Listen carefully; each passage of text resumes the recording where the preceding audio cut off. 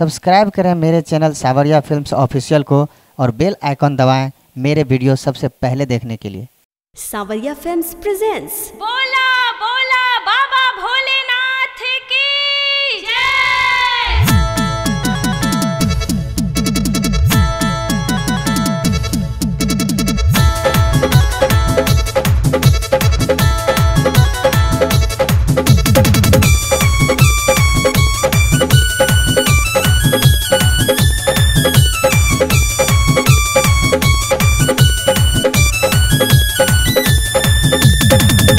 बाबा हो बिना भंगिया के कैसे तू जनी जे बर्दाश्त करेला। बाबा हो बिना भंगिया के कैसे तू जनी जे बर्दाश्त करेला। आवेला जब सावन रहेला सब मागन, आवेला जब सावन रहेला सब मागन। जलवा शिकार करेला, जलवा शिकार करेला।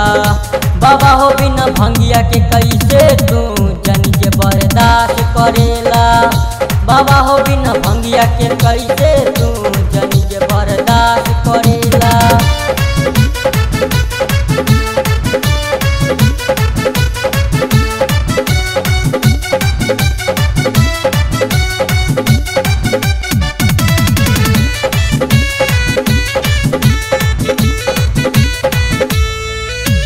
लागत कोनो भक्ता के बाबा तू रख ले 12 पर्वतवा हो पर्वतवा हो। लागत कोनो भक्ता के बाबा तू रख ले 12 पर्वतवा हो पर्वतवा हो। गौआ भी बोले मनमा बतोर, गौआ भी बोले मनमा बतोर। रुपैन साफ करेला, रुपैन साफ करेला। बाबा हो बिना भंगिया के कैसे तू जनी जे बर्दाश्त करेला। बाबा हो बिना भंगिया के कैसे तू जनी जे बर्दाश्त करेला।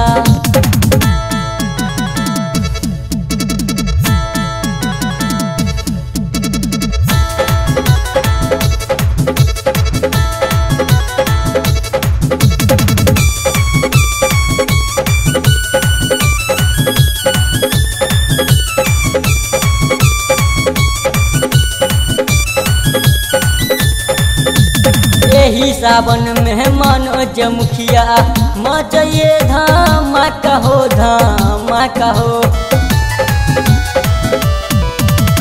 यही सावन में मनोज मुखिया मचये धामा कहो धामा कहो। दिलीप भी बोले दीपक भी बोले, दिलीप भी बोले दीपक भी बोले। गंगा पार करेला, गंगा पार करेला। बाबा हो बिना भंगिया के कैसे तू जनी जे बर्दाश्त करेला। बाबा हो बिना भंगिया के कैसे तू जनी जे बर्दाश्त करेला।